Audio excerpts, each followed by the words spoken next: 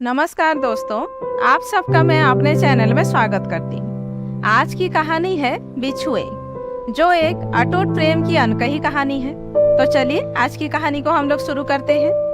देवेश जी, यहाँ आप क्या कर रहे हैं? भाभी जी के बिछुए और चूड़ियाँ क्यों निकाल रहे हैं? यह तो उनके सौभाग्य के निशानी है, उनके साथ ही जाने चाहिए। भरा पूरा परिवार दे गई आपको, दो बेटा है, वह भी नौकरी वाले। फिर भला आप उनके बिछुए क्यों उतार रहे हैं? आपको किस बात की कमी है? इसे रहने दे। देवेश शर्मा, जैसा नाम वैसा ही सरल स्वभाव, सीधे सच्चे और मृदुभाषी, कभी किसी जानवर को भी तेज आवाज में ना बोलने वाले। लोगों से मित्रता और स्नेह इतना कि लोगों की भीड़ हमेशा लगी रहती उनके दरवाजे पर। शर्मा जी बैंक में क्लर्क थे। आज से 50-60 साल पहले पढ़े लिखे लोग ही ज्यादा नहीं थे, तो बैंक में नौकरी करने वालों की तो शान ही अलग थी। लेकिन शर्मा जी की सरलता की वजह से किसी को कुछ भी काम हो बिना कुछ सोच सीधे चले आता। रात के 9-10 बजे तक लोगों का आना जाना लगा रहता था। ईश्वर ने उनकी जोड़ी भी खूब चुनकर बनाई थी। माधुरी जी, शर्मा जी की पत्नी, नयन नक्श तो साधारण ही थे, परंतु स्वभाव भाषा ऐसी कि जैसे कोई सुबह सुबह मंदिर में मंत्र पाठ कर रहा हो। क्या बूढ़े क्या बच्चे, सभी का आदर सम्मान और सबसे प्रेम से बात करना। गुस्सा तो जैसे किस चीज का नाम है उन्हें पता ही नहीं। शरारती बच्चों को उनकी शरारत पर भी इतने प्यार से डांटती कि बच्चों को लगता कि वह उन्हें डांट नहीं रही है। वह फिर से शरारत करने लग जाते। उन्हें शरारत करता देखा वह मुस्कुराकर फिर से अपने कामों में लग जाती। घर पर आया कोई भी व्यक्ति बिना चाय पानी के जा नहीं पाता। इतनी ऊर्जा कहाँ से आती थी उनके अंदर पता नहीं। ईश्वर का आशीर्वाद था उनके ऊपर। सुबह 4 बजे पूरे मोहल्ले वालों की नींद माधुरी भाभी की पूजा की घंटियों की आवाज से ही खुलती थी। फिर आधी रात तक कामों में लगी रहती। न जाने कब सोती कब उठ जाती पता नहीं। शायद उनके ही पुण्य प्रताप का फल था शर्मा जी के घर पर ना खेत ना खलियान, सिर्फ नौकरी के बल पर दो बहनों की शादी की।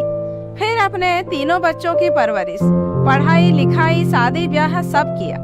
आस पड़ोस मोहल्ले में किसी के घर मांगलिक कार्य हो या कोई घटना, माधुरी भाभी वहाँ सहायता के लिए जरूर उपस्थित मिलती। उनके सास ससुर यानी कि शर्मा जी के माता पिता तो माधुरी भाभी के गुणगान करते नहीं थकते। हाथों में ऐसी कला कि बेकार की चीज को भी साज सवार कर नया बना देती। सास ससुर तो ज्यादा दिन उनकी सेवा का सुख ना उठा सके और जल्दी ही स्वर्गवास हो गया। अपने पीछे अपनी 2 जवान बेटियों को छोड़ गए।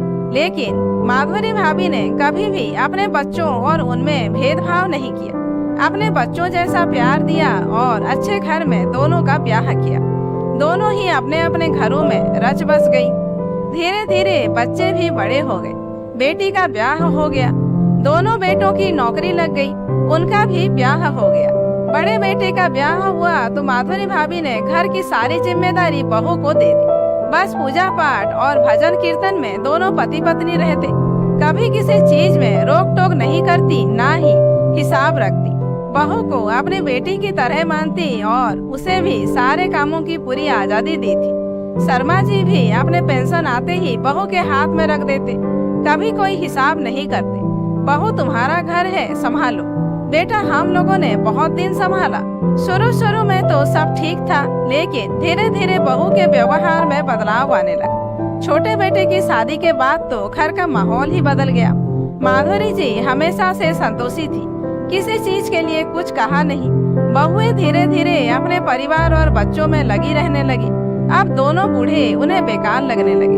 उन्हें लगता कि माँ और बाबूजी बेकार में तो 2 कमरे ले रखे हैं, एक पूजा के लिए और दूसरा रहने के लिए। एक में रहते हैं। इसी बात को लेकर रोज बहुएं उन्हें सुनाती। एक दिन शर्मा जी और माधुरी भाभी ने अपना कमरा खाली कर दिया और बाहर बरामदे में रहने लगे। पूजा घर में अपना सामान रख दिया और दोनों पति पत्नी बरामदे में पड़े रहते। बहुओं को ना उनके खाने पीने के समय का ध्यान, ना ही किसी और चीज का। बुढ़ापे का शरीर धीरे धीरे और कमजोर होने लगा। कमजोर शरीर को बीमारियों ने अपना घर बना लिया। माधुरी भाभी अब बहुत बीमार रहने लगी, लेकिन फिर भी अपने नित्य के पूजा पाठ और व्रत उपवास को नहीं छोड़ सकी। वह पहले की तरह ही चलता रहा। बच्चों को उनकी पूजा पाठ और 4 बजे घंटे की आवाज से दिक्कत होने लगी, जिसकी वजह से उन्होंने घंटी बजानी बंद कर दी, लेकिन अपना पूजा पाठ का समय नहीं बदल पाई। शर्मा जी जब पेंशन के पैसों से दवा का खर्च उठाना चाहा तो घर में अलग ही कलह शुरू हो गई। बेचारे मजबूर होकर दवा और इलाज के लिए सरकारी अस्पतालों के चक्कर काटते। जिस घर में देर रात तक लोगों का आना जाना लगा रहता, जिस दरवाजे से बिना खाए पिए कोई नहीं जाता, उसी घर के मालिक आज बिना खाए पिए दरवाजे पर पड़े रहते। बहुओं के व्यवहार की वजह से कोई उस घर में आना जाना नहीं चाहता था। बहुएं तो दूसरे घर से आई, लेकिन बेटों को न जाने क्या हो गया कि माता पिता की दशा उन्हें दिखाई न पड़ी। लेकिन आज माधुरी भाभी को सभी दुखों और बीमारियों से ईश्वर ने उन्हें मुक्ति दे दी। सुबह सुबह शर्मा जी के हृदय विदारक चीखों ने पूरे मोहल्ले को दर्द से भर दिया। आज शर्मा जी के दरवाजे पर ऐसी भीड़ लगी थी कि हर कोई जैसे उस देवी के दर्शन करना चाहता है, जिसकी एक झलक मात्र से सभी दुखों का विनाश हो जाता है। शर्मा जी को तो जैसे न जाने क्या हो गया है। मूर्छित अवस्था में सब कर्म उनको बच्चों की तरह हाथ पढ़कर करवाया जा रहा था। आखिरी बेला पर जब माधुरी भाभी को ले जाने के लिए अर्थी उठाई जाने लगी, तब न जाने शर्मा जी को क्या हो गया। वह उठकर माधुरी भाभी के हाथों से चूड़ियां और पैरों से बिछुए निकालने लगे। जब लोगों ने उन्हें रोकने की कोशिश की तो उन्होंने कहा, भाई, मेरी माधुरी को कभी भी उधार की चीजें खरीदने की आदत नहीं थी। उसे कर्ज का एक दाना तक हराम लगता था। उसे भूखा रहना पसंद था, लेकिन उधार की चीजों से अपना घर चलाना पसंद नहीं था। तो मैं उसके ऊपर इतना बड़ा कर्ज लाद कर कैसे विदा कर सकता हूँ? वह कभी मुझे माफ नहीं करेगी। वह तो अपने साथ मेरी आत्मबल भी ले गई। पता नहीं मैं यह कर्ज चुकाने के लिए जीवित रह भी पाऊंगा कि नहीं। उधार की चूड़ियां और बिछुए सुनते ही सबका मुंह खुला रह गया। शर्मा जी की आंखों से आंसू बहने लगे और बोले, हाँ, कल जीवन में पहली बार मेरी मधु ने कुछ मांगा। कल चूड़ियां बेचने वाला आया था। उसकी आवाज सुनकर माधुरी ने कहा, जी, आज आपसे कुछ मांगू, मना तो नहीं करेंगे? जानती हूँ मुश्किल है, लेकिन पता नहीं आज मेरा बड़ा मन कर रहा है। मैंने कहा, बोलो तो। तुमने तो आज तक एक धागा तक नहीं मांगा। जो मिला पहन लिया, जो मिला खा लिया। किसी चीज की कभी शिकायत न की। एक ही साड़ी न जाने कितने वर्षों तक पहना करती थी। तुम्हारी वजह से यह सारा घर बना है। बोलो तो सही, क्या चाहिए? जी, आज बड़ा मन कर रहा है लाल हरी चूड़ियां और सुंदर नगों वाली बिछुए पहनने का। कहना तो नहीं चाहती, न जाने क्यों आज बार बार मन हो रहा है। मैंने जब बहू और बेटों से पैसों के लिए कहा तो उन्होंने उल्टा सीधा बोलते हुए पैसा देने से मना कर दिया। पेंशन के पैसों में से ही कुछ देने का बात कही तो बबुएं बोली, कैसे पेंशन के पैसे? आप लोग खाते नहीं हो क्या? पेंशन के पैसों से ज्यादा ही तो आप दोनों को खिलाने में चला जाता है। लेकिन माधुरी की इच्छा ने मुझे बैठने नहीं दिया। मैं उसकी छोटी सी इच्छा को पूरा करने के लिए तड़प उठा और उसे बिना बताए यह चीज उधार में ले आया।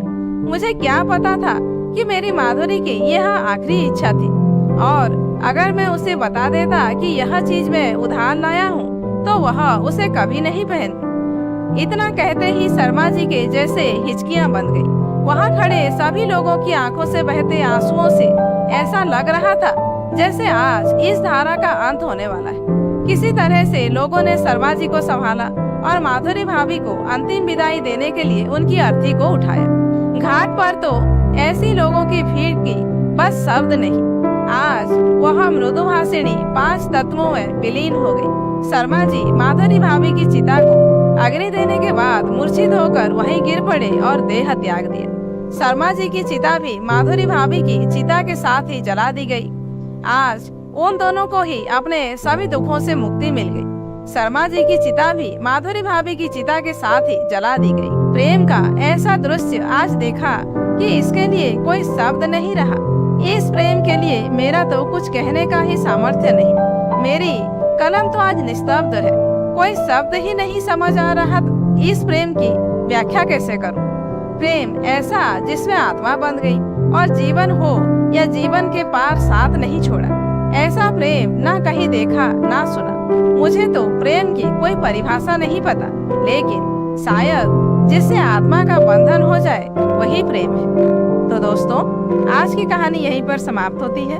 कहानी कैसी लगी कमेंट करके जरूर बताइए। अच्छी लगी हो तो एक लाइक कीजिए, जानने वालों को शेयर कीजिए और ऐसे ही वीडियोज आगे देखने के लिए मेरे चैनल को सब्सक्राइब करना मत भूलिए।